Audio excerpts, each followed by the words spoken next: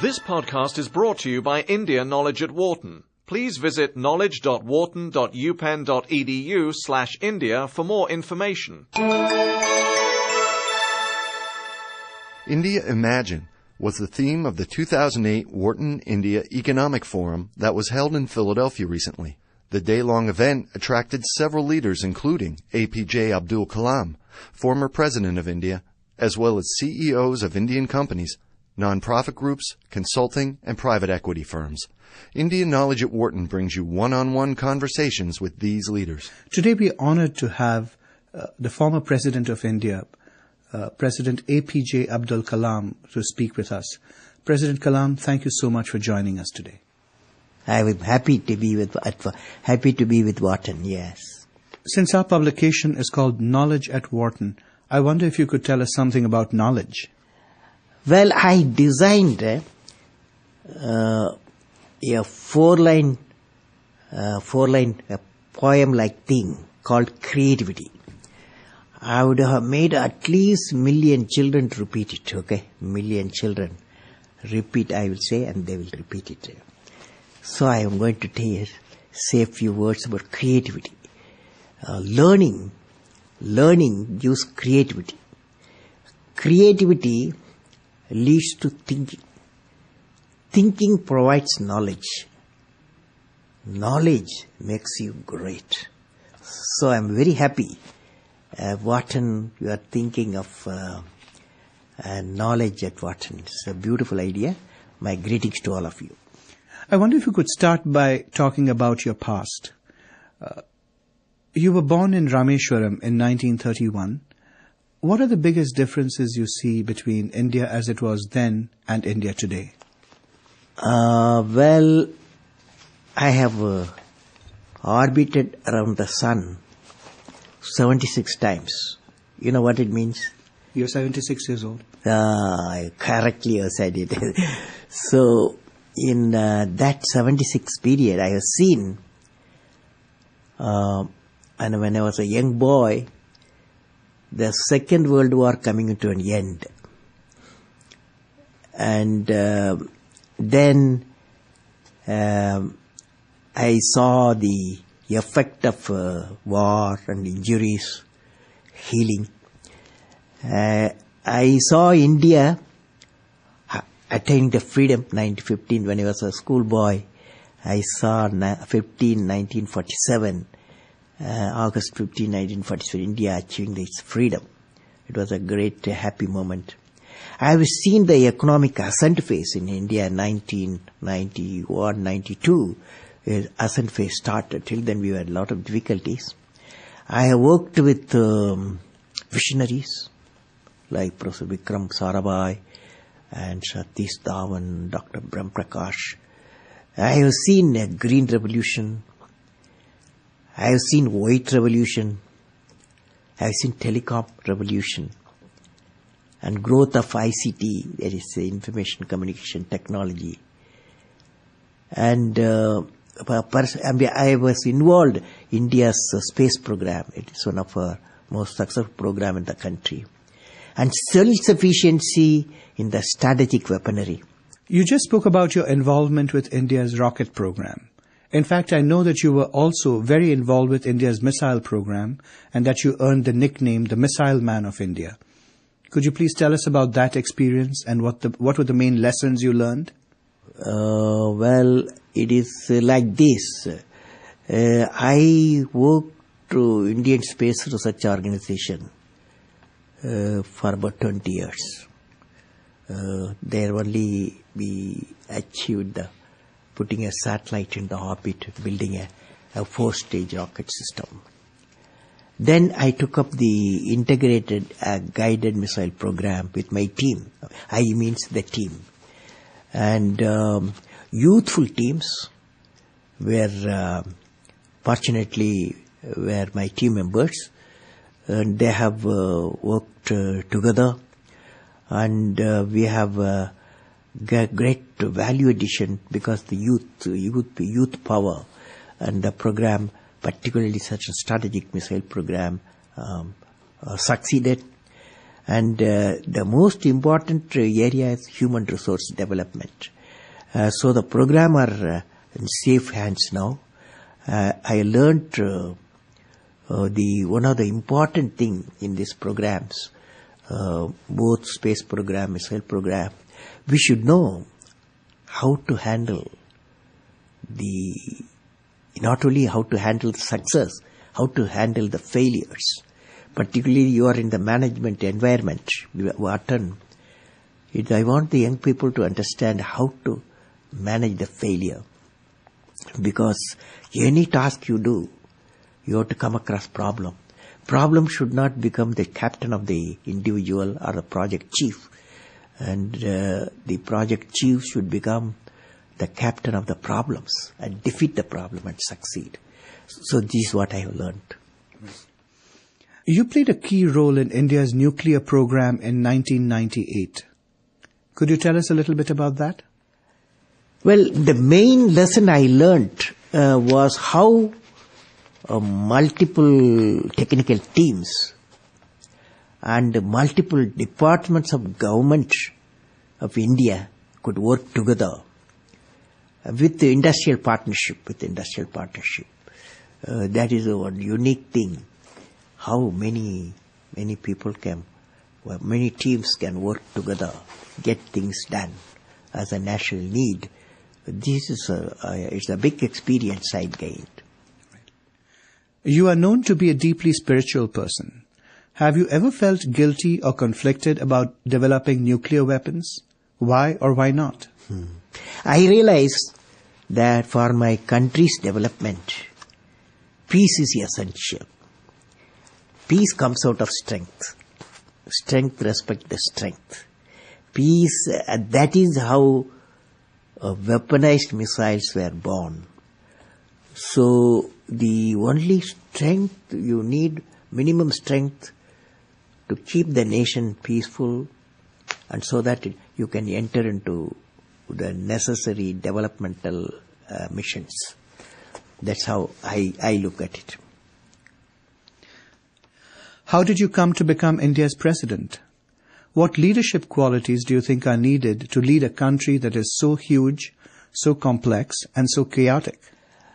Well, I won't say chaotic. The type of order comes out of disorder, okay? This is what's happening now.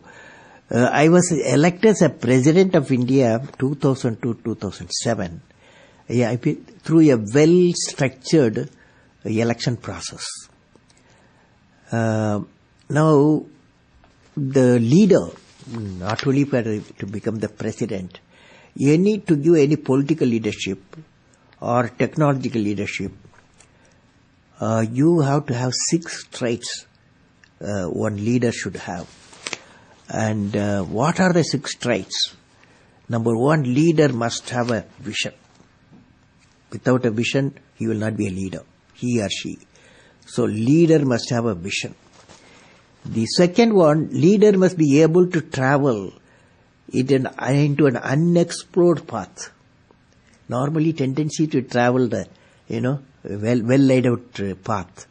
But the leader, he takes a path of untraveled path. Third thing, leader must know how to manage success, most importantly the failure. Any mission he does or she does, so he has to go through some failure. They should know how to manage the failures. Could you give us an example from your own experience about managing failure? Well, my own experience like this, 1973, I became the project director for satellite launch vehicle program, SLV-3 it is called, to put a Rohini satellite in the orbit by 1980. When the management structure I was given, money I was given, and then human power I was given, only they said by 1980 you must put the satellite in the orbit, making a rocket. So thousands of people worked for that, say a scientific technical team. So when the time came, 1979, I think it's in August, we launched, I was in the mission director, project director. I was the control center. I was the mission director. We handed over to the computer to do the process of checking the launch vehicle T-minus 4 minutes and launch it. After 1 minute, in the computer, checkered computer put a hold. For some reasons, they said a display was there. It said some component is not doing well, control component. My experts told me, I have always behind me 4 or 5 experts will be there. And they quickly calculated in computer. They told me, don't worry, there is a lot of reserve fuel is there. We will succeed. So I bypassed the computer. I went on manual, launched the rocket system. Okay, and it's a 4-stage rocket system. The first stage worked beautifully. As soon as the second stage separated, it got into trouble. Instead of satellite going the orbit, the whole rocket system went into Bay of Bengal. Okay, so it was a big failure. So that day, Indian Space Research Organization Chief, Professor Satish Dhawan, there's a press conference. 7 o'clock we launched. 7:45 there's a press conference. The whole world press is there in Sereri, Kota, at launch base. So I still remember the chairman of the organization, the leader of the organization, taking the press conference. I was by his side. He said, we have failed. First time we tried to attempted, and this failure really makes us to believe we have to give more technological support. My team, and they worked very hard. Definitely in a year they will succeed. So I was a mission director. I was a project director. I am responsible for the failure. And he took the responsibility of failure as a chairman of the organization, and the leader of the organization. Next year, 1980, July, we succeeded. The whole nation was jubilant. There was a press conference. Professor Satish Dhawan told me, you go and take the press conference. Okay? The message is, when the failure occurred, the leader of the organization owned the failure. When the success came, he gave to his team. That's the best management principle I have not learned previously. Any books have not taught me. I learned from that experience. Okay? That's a beautiful story. Thank you very much for sharing that. Next one, 4th point, leader must have courage to take decision. That's our problem today throughout the world. Leader must have a courage to take decision. 5th one, leader should have a nobility in management. I mean, nobility in management, a big question mark. So I believe leader should have a nobility in management. Every action of the leader should be transparent. You know what I mean? Leader should work with integrity and succeed with integrity. Leader should work with integrity and succeed with integrity. And I believe President, since you asked the question, has to be continuously in touch with the people. Rashtrapati Bhavan, where I was there, became a People's Bhavan. Instead of Rashtrapati Bhavan, it becomes People's Bhavan. And also I travel into the whole state, cutting across hill, deserts and sea. I was in touch with millions and millions of people. You had a vision for India in 2020. It was that gradually the differences between the countryside and the cities would disappear. Could you please explain your concept of the Pura and how that leads to this transformation? I'm glad you have studied my website, and I have explained the Pura concept in the keynote address. I'm going to do it today. Briefly, Pura is about giving a cluster of villages physical, electronic and knowledge connectivity so that the economic connectivity can emerge. We planned about 7,000 Puras for the whole nations, and it called Hill Pura, Coastal Pura,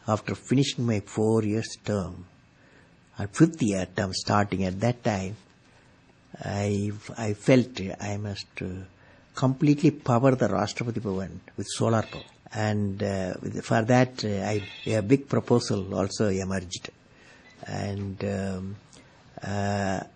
but then it created a lot of environmental questions. Rashtrapati Bhavan is a very clean environment with a lot of trees, flowers, and biodiversity centers. So the environmental people, they raised a lot of questions. Before I answered, my term was over. So that's one of the requirements, that Rashtrapati Bhavan should be a first home in the country electrified by solar power. One last question. You are a gifted poet. Could you please recite some lines of your favorite poem for us? I remember the favorite poem is The Vision. The Vision. I recited this poem in my parliament. So I will share with you. The poem goes like that. The name is The Vision. I climbed and climbed. Where is the peak, my lord? I climbed and climbed. Where is the peak, my lord? I plowed and plowed. Where is the knowledge treasure, my lord? I plowed and plowed. Where is the knowledge treasure, my lord? I sailed and sailed. Where is the island of peace, my lord? I sailed and sailed. Where is the island of peace, my lord? Almighty, bless my nation with vision and sweat resulting into happiness. Thank you very much. It's been an honor speaking with you. Thank you for all the beautiful questions. My greetings to Wharton. For more information, please visit knowledge.wharton.upenn.edu/India.